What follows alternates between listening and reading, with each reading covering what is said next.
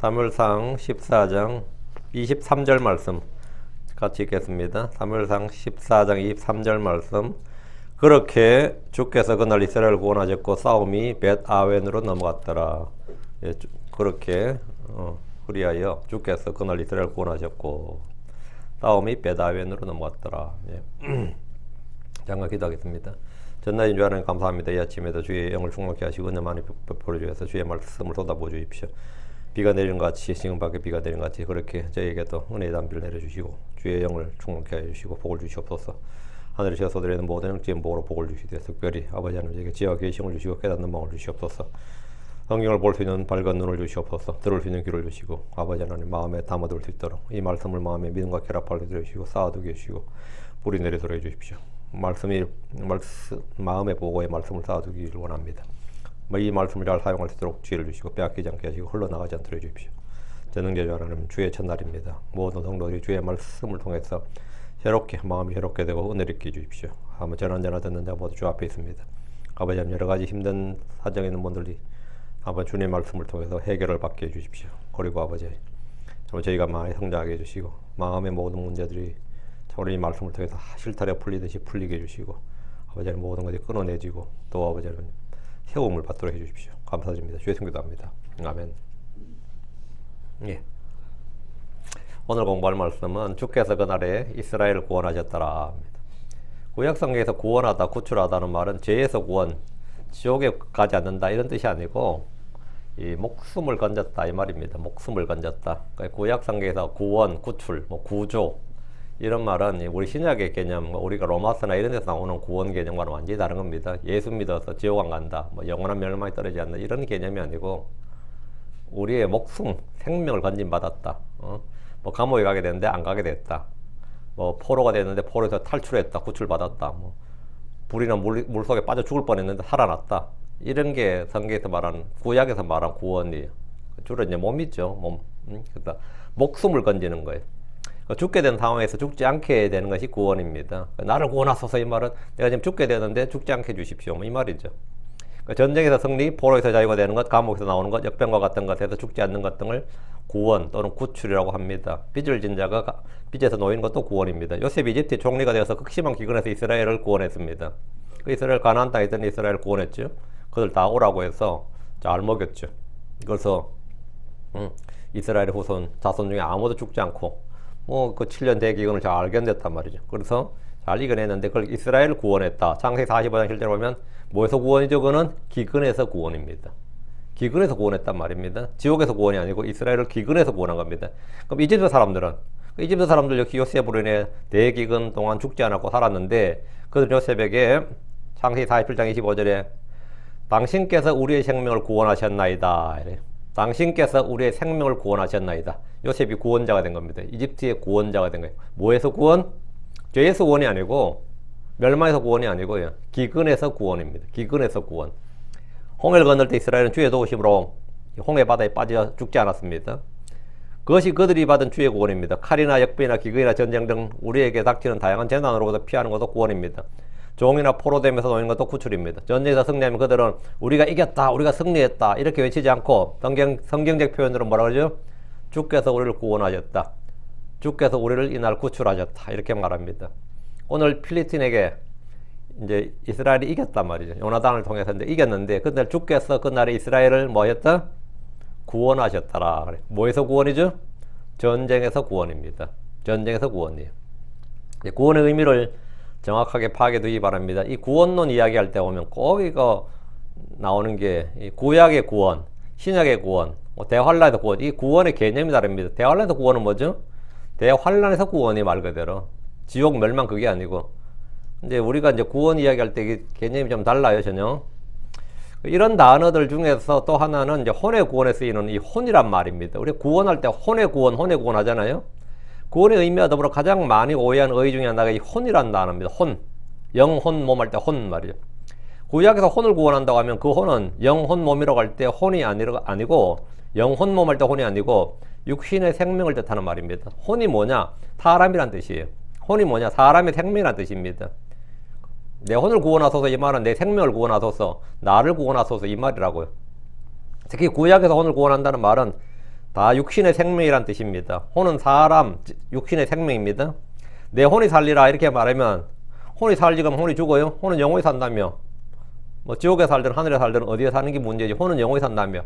내 혼이 살리라 그러면 그 말은 내 육신의 생명이 죽지 않고 산다 이 말입니다.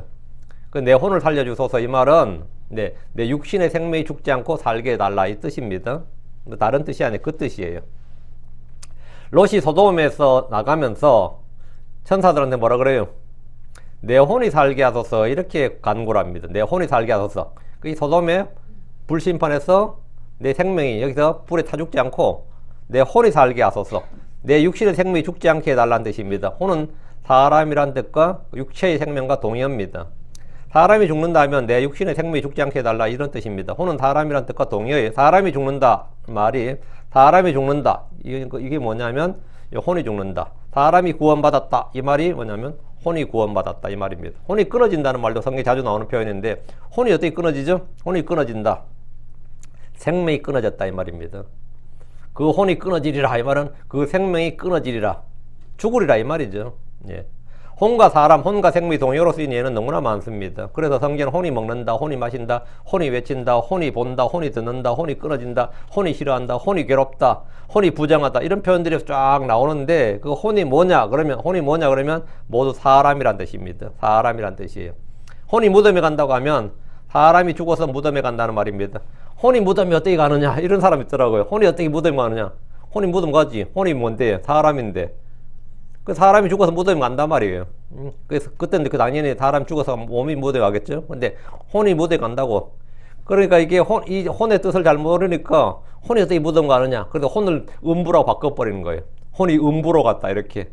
그게 한국에는 한글 킹제임스 성경이라는 성경이 그렇게 돼 있고 개역도 그렇게 돼 있고 요번 새로 나온 표준 킹제임스 성경 그것도 그렇게 돼 있어요. 아마도 이 무지의 소산이지 이렇게 보면 이 교리에 대한 무지의 소산이에요. 혼이 어떻게 무덤에 갔냐 이런 이제 좀 바보 같은 소리죠. 예. 어떤 분들은 몸이 무덤으로 가고 혼은 지옥이나 낙원으로 가는 것이 아니냐 이렇게 따지는 분들이 있는데 어떤 분은 혼이 무덤에 간다 그러면 혼이 무덤에 가는 것이 아니라 음부로 간다 이렇게 단어를 바꿔치기 합니다. 단어를 바꿔버리는데 이것이 성경의 부패고 왜곡이고 변개입니다. 욥기 33장 22절 한번 보시죠. 욥기 33장 22절 참으로 그의 혼은 무덤에 그의 생명은 멸하는 자들에게 가까이 이르느니라. 참으로 그의 혼은 어디? 무덤에. 그러니까 혼이 무덤에 이게 말이 되냐? 혼이 어떻게 무덤에 가냐? 제가 아는 목사님도 그렇게 말하더래요. 혼이 어떻게 무덤 가냐고. 응? 그래 참으로 그의 혼은 음부에 이렇게 해야 되지. 이런 식으로.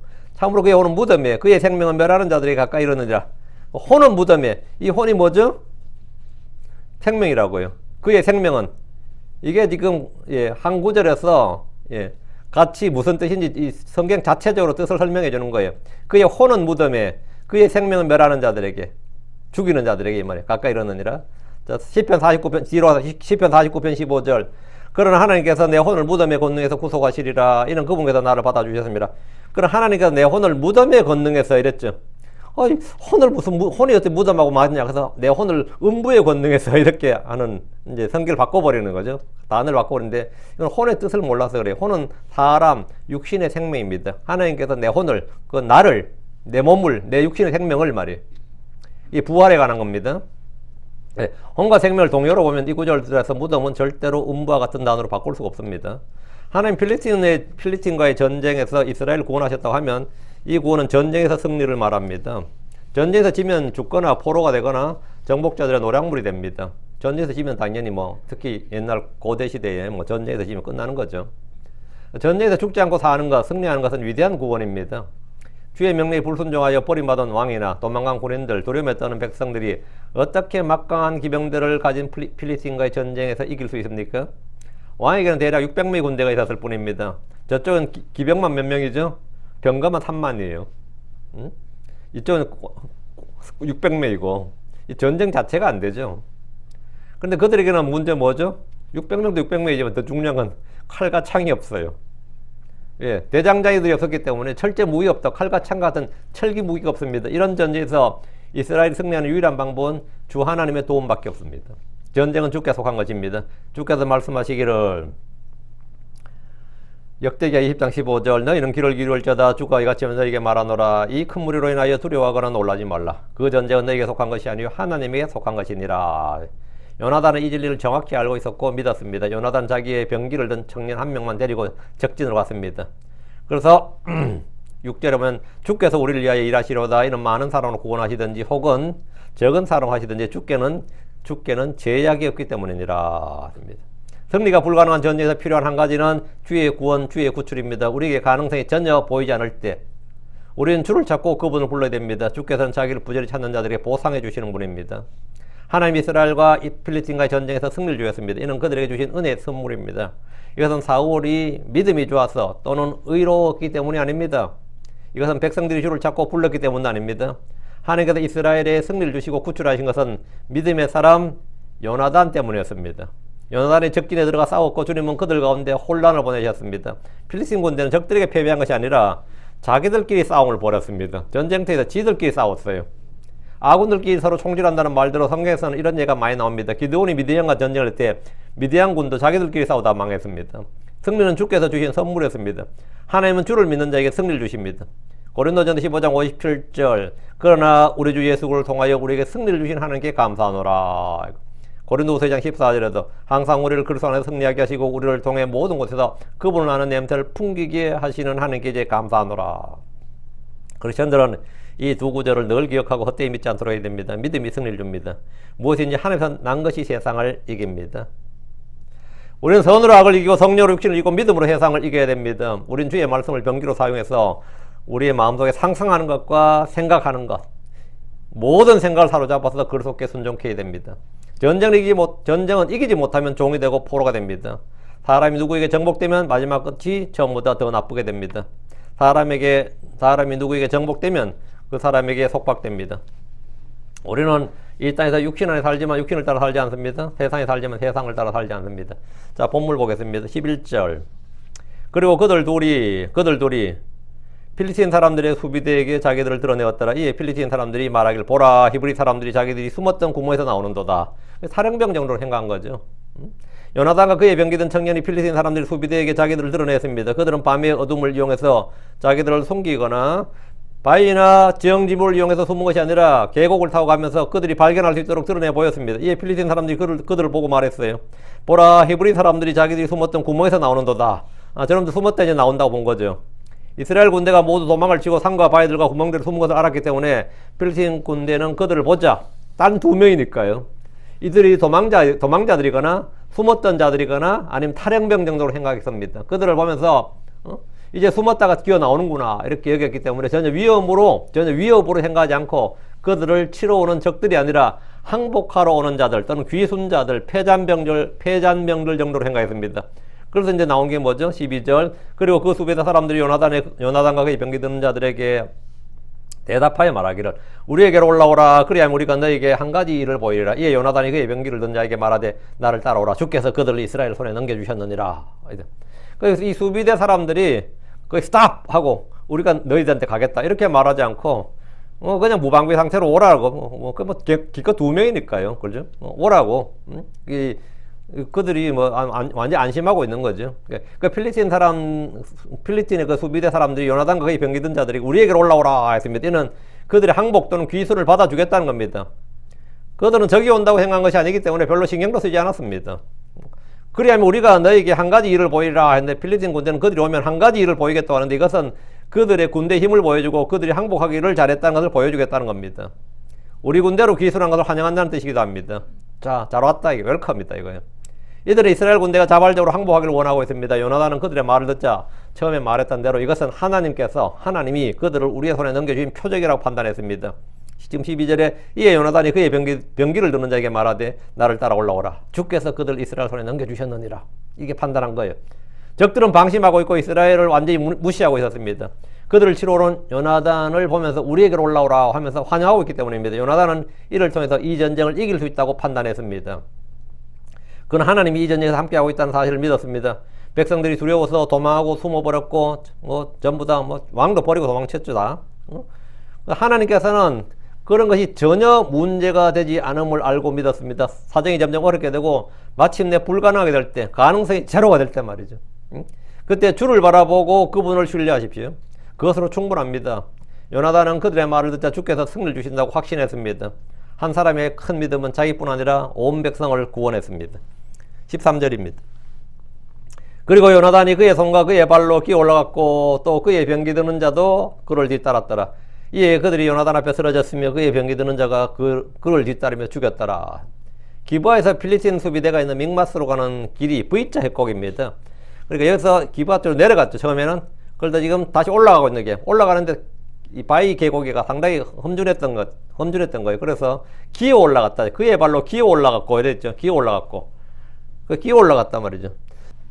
그러니까 이 표현을 보면 이제 그 요나단이 그의 손과 그의 발로 기어 올라갔다는 것은 이 길이 상당히 가파른 협곡이다. 이걸 알 수 있는 거죠. 그 요나단이 앞서고 그의 병기 든 자가 그를 뒤따랐습니다.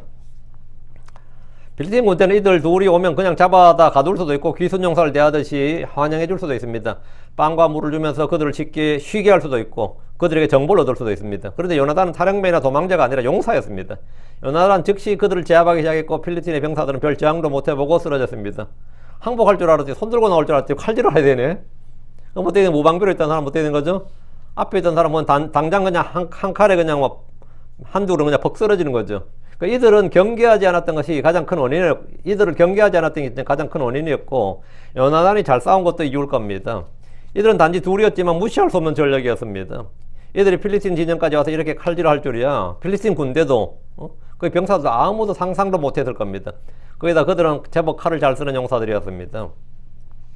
요나단과 그의 병기든 청년의 활약은 지금 여호수아 23장 10절에 나오는 말씀대로 너희 중에 한 사람이 1000명의 뒤를 쫓으리니 이는 주 너희 하나님이 바로 그분께서 너희에게 약속하신 것 같이 너희를 위하여 싸우시기 때문이라. 이 말씀대로 된 겁니다. 이 요나단이 1000명을 무너뜨릴 수 있는 그런 용사였다는 겁니다. 이스라엘 진영에서 온 두 사람이 필리스틴 군대에 와서 막 난동을 부리고 있는 수준이 아니라 엄청난 피해를 입히고 있습니다. 그냥 한 칼에 한 명씩 막 쓰러지는 거예요. 요나단이 먼저 치고 그의 병기든 자는 먼저 부상당한 사람을 목숨을 끊어놓는 거죠. 그게 지금 본문에 요나단 앞에서 쓰러졌으며 이건 요나단이 칼로 칼질한 거예요. 그럼 그의 병기든 자가 그 뒤를 그를 뒤따르며 죽였더라. 이거 뭐죠? 목숨을 끊어놨더라 이 말이에요. 이 합작이 잘 되는 거예요.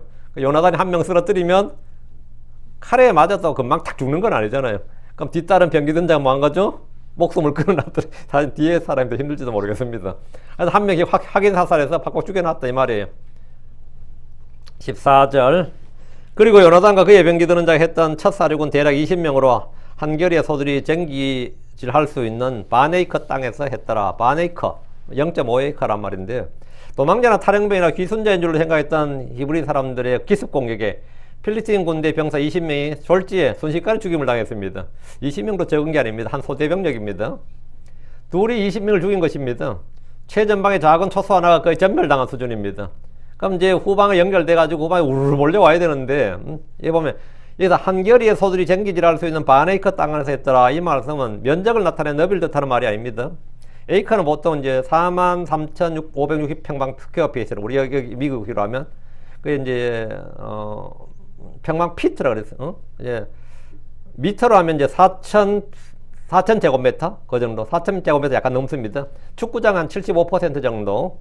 메이저리그 야구장의 3분의 2 정도, 테니스 코트 16개 정도 합쳐놓은 넓이, 그 정도인데, 1에이커의 기준이 뭐냐면요, 1에이커가 얼마나 1에이커라고, 우리 에이커를 할 때 1에이커를 얼마나 하면 황소 2마리가 하루에 보통 밭을 갈 수 있는 너비를 1에이커라고 합니다. 하루 종일 갈 수 있는, 그걸 1에이커로 불렀어요.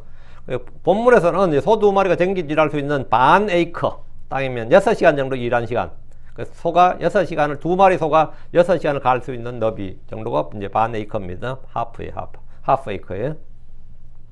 요나단과 그의 병기든 청년이 필리스틴 군대의 군인들을 단번에 죽였을 것이고, 그 군대의 진영이 그 정도의 너비를 담당하고 있었다 이 말입니다. 이로써 전면전이 아니라 두 사람의 기습으로 1차전을 간단하게, 아주 작은 소규모의 전쟁인데, 국지전이죠.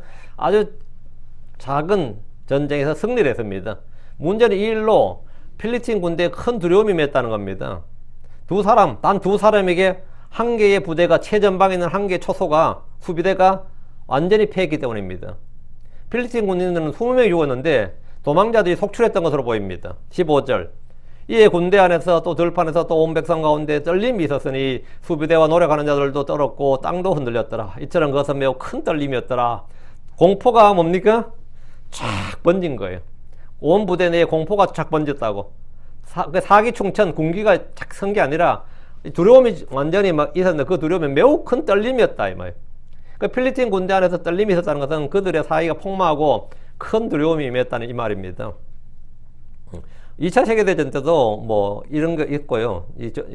영국과 포틀랜드 전쟁이 벌어질 때 영국에서 아르헨티나까지 가려면 말이죠. 배로 가려면 그거 진짜 시간이 며칠이 걸려요. 그까지 전쟁하러 간다는 게 영국 정도, 지금 현재 영국 국력으로는 사실 그 아르헨티나 가만히 기다리고 있다가, 그 뭐, 배 기름 다 떨어질 때 좀 돼서 그냥 폭격하면 끝나는 거였어요. 근데 아르헨티나 그 전쟁을 졌어요. 물론 뭐 여러 가지 이유가 있었겠지만 그 중에 하나가 영국 용병이었습니다. 영국 용병이 어디 애들이죠? 쿠르카가 네팔이죠. 네팔 용병들을 쓰는데 영국은 옛날부터 영국 대영제국 때부터 썼던 용병들이에요. 근데 이들이 얼마나 용맹하다고 소문이 나는지 그 아르헨티나 군인들이 그 쿠르카 용병이 도착했다는 말 한마디에 다 도망가 버린 거예요. 응? 이 용병들이 도착했다는 이 한마디에 이 아르헨티나 전쟁을 해본 적이 없는 군인들이 되니까 그들은 이 실전으로 단련된 사람들이에요. 그러니까 이게 사람들이 그냥 전쟁도 안 해보고 뭐 그 소문만 듣고 그냥 다 도망가 버렸어요. 실제로.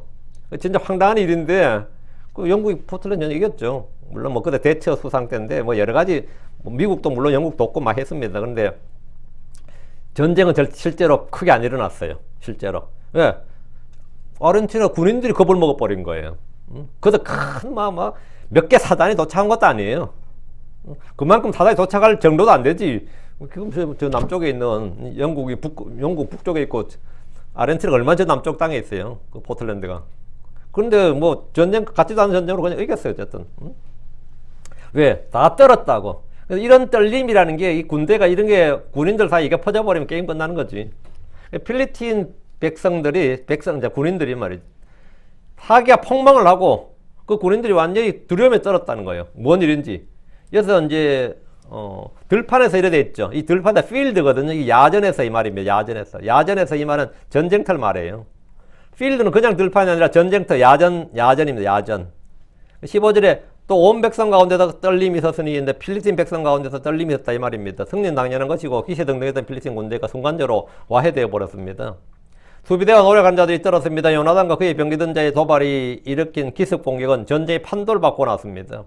땅도 늘렸더라 이 말은 지진을 말합니다. 전쟁터에서 작은 사건 하나가 전체 분위기를 바꿔놓는 일이 허다합니다. 거기다가 지진까지 일어나니까 큰 지진까지 일어나다 보니까 큰 두려움에 떨었습니다. 이처럼 그것은 매우 큰 떨림이었더라 했죠. 필리핀 군대는 적들과의 어떤 교전이 없었습니다. 단지 20명 정도의 군인이 죽은 것이 전부입니다. 그래도 필리핀 군대 전체 군기가 다 지휘체계가 무너져 버렸습니다. 매우 큰 떨림이 있었다는 것은 주께서 그들에게 두려움을 주셨기 때문입니다.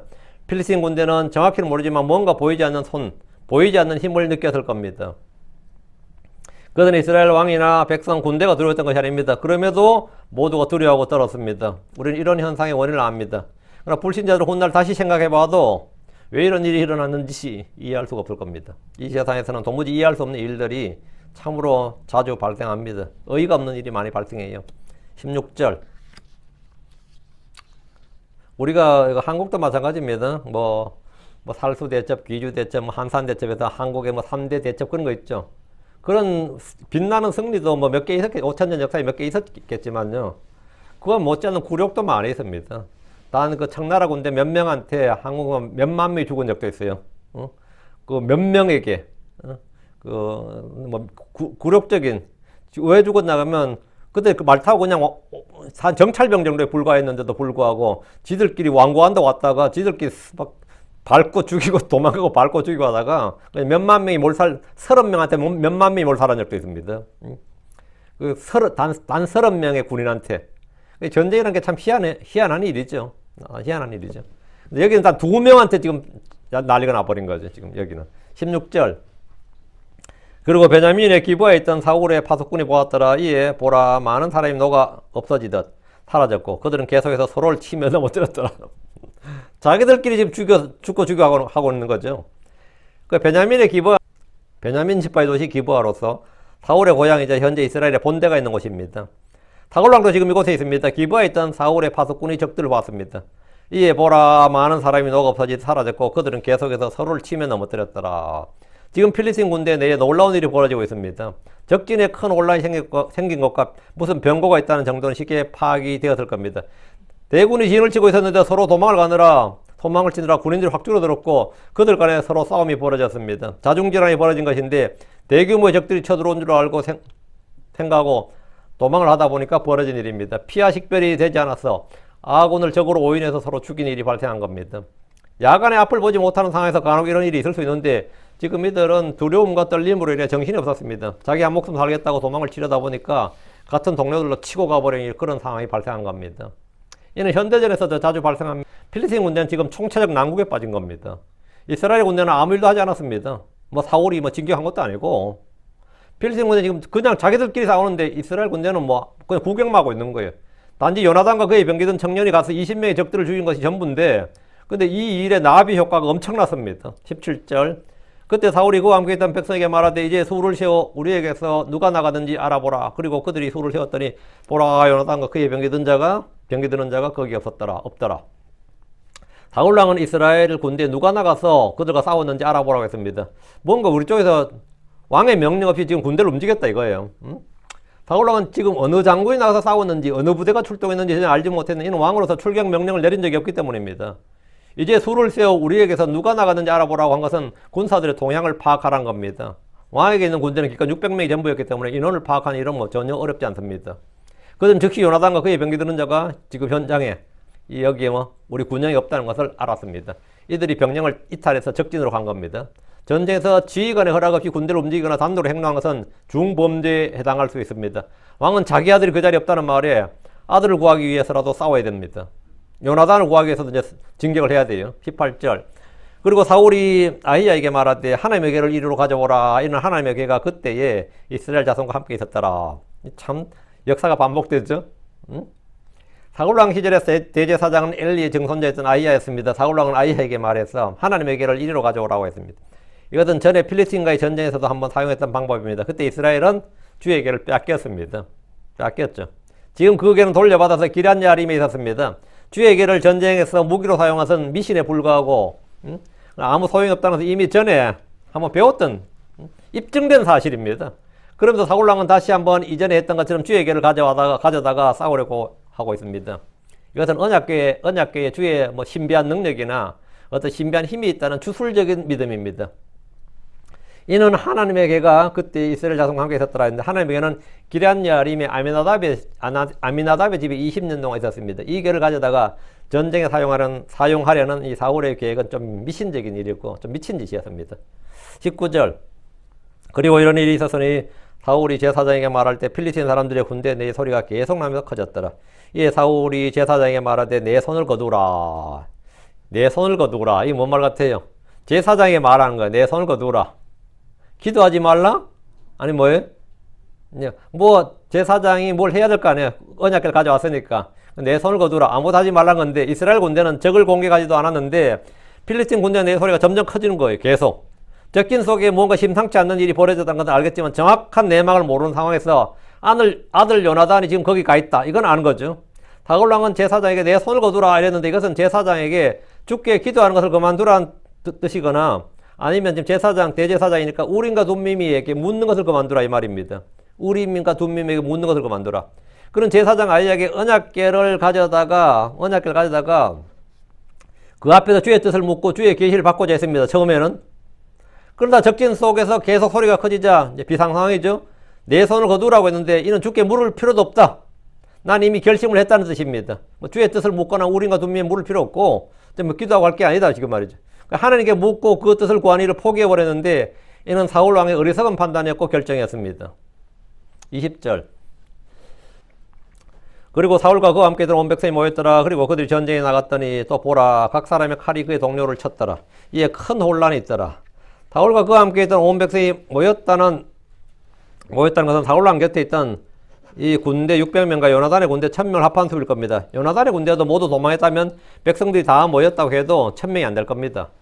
그리고 그들이 전쟁에 나갔더니 적진에 문제가 있다는 것을 알게 된 사울과 그의 백성이 전쟁에 나갔습니다. 또 보라, 각 사람의 칼이 그의 동료를 쳤더라. 이에 큰 혼란이 있더라.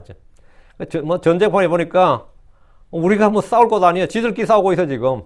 이스라엘 전쟁에 나갔을 때 필리스틴 군대는 각 사람이 서로를 칼로 쳤습니다. 그들의 큰 혼란이 있었기 때문에 이스라엘은 싸울 필요도 없었습니다. 얼마 전까지 그들은 적들을 두려워했지만 이제는 두려워할 필요가 전혀 없었습니다. 21절 또한 그때 전에 필리스틴 사람들과 함께 있던 히브리 사람들, 사방의 지역에서 저들과 함께 올라와서 진영에 들어온 자들, 그들도 돌이켜서 사울과 요나단과 함께한 이스라엘 사람들과 함께 있었더라. 21절 좀 독특하죠. 이곳은 당시의 독특한 상황을 지금 보여주고 있습니다. 이스라엘이 필리스틴과 전투를 개시했을 때 필리스틴 군대 내에 그들과 함께 있던 히브리 사람들이 되어 있어요. 필리스틴 사람들과 함께 있던 히브리 사람들, 이게 누구예요? 필리스틴 군대 내에 히브리 사람들이 있었다 이 말입니다. 요즘 영국이나 프랑스 군대를 보면 영국 사람들, 프랑스 사람들이 아니라 네팔 군대들, 뭐 구르카 용병, 그걸 아까 얘기했죠. 네팔 용병들이 많이 있습니다. 이들을 용병으로 고용했기 때문에 이제 이런 일이 발생하는 거죠. 필리스틴 군대도 히브리 사람들이 꽤 많았습니다. 이는 조선시대 임진왜란 때 조선 군대의 항해라고 해서 일본 군인들이 꽤 많았습니다. 근데 이 조선 내에 일본 군인이 있었다고. 그 웃기는 이야기죠. 꽤 많았어요. 그걸 항해군이라 그럽니다. 나중에 뭐 벼슬까지 받은 일본군도 있고, 아예 조선을 귀환을 해버리고, 자기들이 일본에서 부산 왔는데, 도로 일본군하고 싸우는 일본군이었어요. 이런 건데, 이쪽은 좀 오히려 뭐 드문 일이고, 북쪽에서 뭐 말갈족이라든가 여진족 이런 건 흔한 일이었고요. 그때는 꽤 흔한 일이었고, 자기 족속이죠. 필리스틴 내에 있는, 필리스틴 군대 내에 있는 히브리인들아 말이에요. 필리스틴 군대 내에 있는, 용병, 직용군, 포로들의 군대 등이 있었는데, 히브리인들이 적지 않았다, 이 말입니다. 히브리인 적지 않았다, 이게. 오랫동안 필리스틴의 지배를 받다 보니까 히브리인들 중에 필리스틴 군대에 소속된 자들이 많았습니다. 사방의 지역에서 저들과 함께 올라와서 진영에 들어온 자들, 인간 히브리 사람들이었단 말이에요. 이들은 강제로 동원된 사람들이었습니다. 이제 이렇게 하면 자국군이라고 싸우게 되는 거죠. 자국군이라고 싸우게 된다. 이들을 방패막으로 앞에 막 전방에 앞에 막 세우니까요. 적들을 잡아 군대로 만드는 것이 얼마나 위험한 일인지를 잘 보여주는 겁니다. 이들이 막상 전투가 개시되자 사울과 요나단과 함께한 이스라엘 사람들과 그냥 필리스틴 편을 들은 게 아니라 이스라엘과 함께 해버린 거죠. 이스라엘 군대 600명에서 좋을 때 이들이 한패 되어버리니까 뭡니까? 대규모 군대가 되어버린 겁니다. 이 로마가 망한 이유 중에 하나가 로마의 군대가 너무나 많은 이방인들 때문이었다 이런 말이 있습니다. 로마 군대가 처음에는 로마군이 착 정예가 되어 있는데 나라가 점점 커지다 보니까 군대를 운영하는데 아무나 다 받아줬다고요. 이들은 평소에 로마 군대에 소속돼도 훈련도 받고 급여를 받고 너무 좋은 거예요. 로마 군대가 뭐 군인 할 만하단 말이죠. 그러나 막상 자기 나라 자기 민족과 전쟁이 터지면 어떻게 되는 거죠? 거기 가서 자기 나라 편 들어버리는 거지. 언제든지 돌아설 수 있는 겁니다. 필리스틴 부대 내에 있던 히브리 사람들이 막상 전투가 벌어지니까 어떻게 된 거죠? 돌아서 버렸어요. 전쟁에서 이길 것 같은 분위기가 형성되면 이런 결정은 너무나 쉽습니다. 22절 마찬가지로 에브라임 산에 숨어있던 이스라엘의 모든 사람들도 필리스틴 사람들이 도망쳤다는 것을 듣자 똑같이 그들이 또한 싸우면서 그들을 열심히 추격하였더라. 도망자들도 다 튀어나온 거죠. 이제 전쟁일 것 같다니까. 도망갔다는 말들이가 이제 숨었던 이스라엘 사람들이 막 뛰어나온 거예요. 전쟁이 승리할 것 같자 숨거나 도망쳤던 이스라엘 사람들도 밖으로 나오기 시작했습니다. 얼마 전 이들은 두려움에 떨어서 도망을 쳤지만 이제는 나와서 똑같이 싸우면서 필리스틴 군대를 열심히 추격했습니다. 이런 때에 나와서 싸워도 승리자가 되고 전공을 세울 수 있습니다. 노량물을 취할 수도 있습니다. 전쟁의 분위기는 완전히 바뀌었습니다. 에브라임 산지에 숨어있던 이스라엘 사람들의 합세로 사울의 군대는 갑자기 확 늘어났습니다. 사람들이 모일수록 군대의 사격이 높아집니다. 요나단과 그의 병기던 자가 일으킨 작은 승리가 온 이스라엘 군대의 승리가 되었습니다. 그들은 격렬한 전투로 인한 피해도 입지 않고 일방적으로 적을 쫓았습니다. 이 승리는 하나님이 그들에게 주신 선물이었습니다. 23절 이와 같이 주께서 그날에 이스라엘을 구원하셨더라. 이에 전투가 벳아웬으로 넘어갔더라. 사울은 졸지에 필리스틴과의 전쟁을 이긴 왕이 되었습니다. 암몬과의 전쟁에서는 적극적인 공격을 감행해 대승 거두었다면 이번 전쟁은 아무것도 하지 않고 승리한 겁니다. 이와 같이 주께서 그날에 이스라엘을 구원하셨더라. 이 전쟁은 전적으로 주의 구원, 주의 구출이었습니다. 요나단의 말대로 하나님이 그들을 이스라엘 손에 넘겨주셨습니다. 주께서 구원하셨더라. 이 말씀대로 사울 왕이나 군대가 아니라 주께서 하신 일입니다. 구원은 주께 속한 겁니다. 승리는 주께 속한 겁니다. 우리의 도움은 하늘과 땅을 만든 주께로부터 옵니다. 안전은 주께 속한 겁니다. 그들은 가만히 서서 주의 구원, 주의 승리를 보았고 도망자들을 추격해서 노략물을 취했습니다. 이렇게 하면 이제 이스라엘 몇 년간 재정은 튼튼해지는 겁니다. 이 정도 뭐 쳐버리면 그들의 뭐 군량비 확보하고 그들의 보급 물자 확보하고 병거와 말을 확보하고 하면 이스라엘은 갑자기 졸지에 큰 부자가 되는 거죠. 큰 부자 되는 거예요. 그래서 전쟁을 하면 승리한 나라는 손해보지 않습니다. 뭘 빼내도 다 빼내가기 때문에. 이에 전투가 베다웬으로 넘어왔다. 이 말은 필리핀 군대가 주둔했던 믹마스가 베다웬 동편이기 때문입니다. 전투는 베다웬 넘어가기 계속되고 있었고 이스라엘은 필리핀을 추격했습니다. 이때 추격이란 말은 거의 노략물 얻는 거죠. 노략물 얻는 겁니다. 자, 오늘은 여기까지 하고요. 이제